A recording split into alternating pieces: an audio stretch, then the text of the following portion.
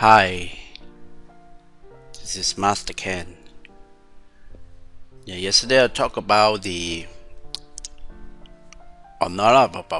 but Prime Minister Ismail Sabri has announced 1,500 minimum wages, and we can do the checking on Excel. And how about doing it in Power BI? Now, let's say you have this data set. These are the data set. If you're doing in Excel, you can find that out by creating a if function.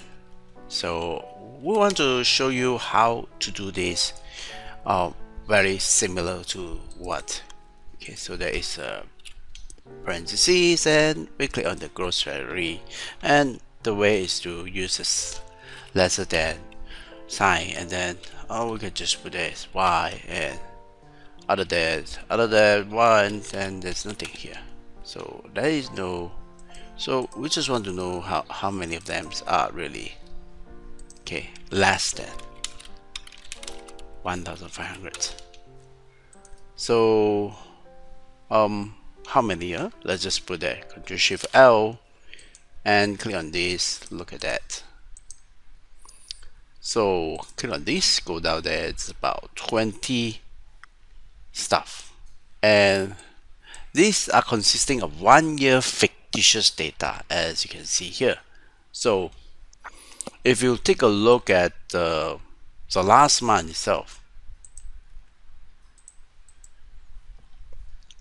the person who is have less than 1,500 is one of them resigned and the other is still working. So really we only have one staff in December 2021 that has a salary of less than 1,500.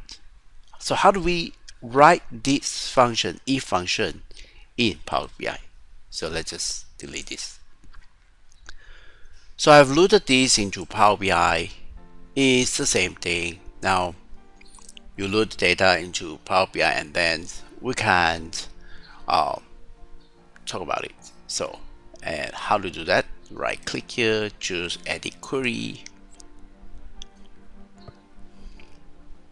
and here I added a column, a condition column, and the way it's just using this if a grocery is less than 1,500, and this is this, and the M language is like here, if, and then yes, and after that there's nothing. So you have this data, so you have this column, and that's how you write an if function in Power BI. After you do that, you can close and apply, and of course you can do a further more analysis and put it into a visual. Can be a matrix, can be a table, it can be many things, but just want to share with you how do you use an if function in Power BI. Thanks for watching. God bless you. God bless Asia.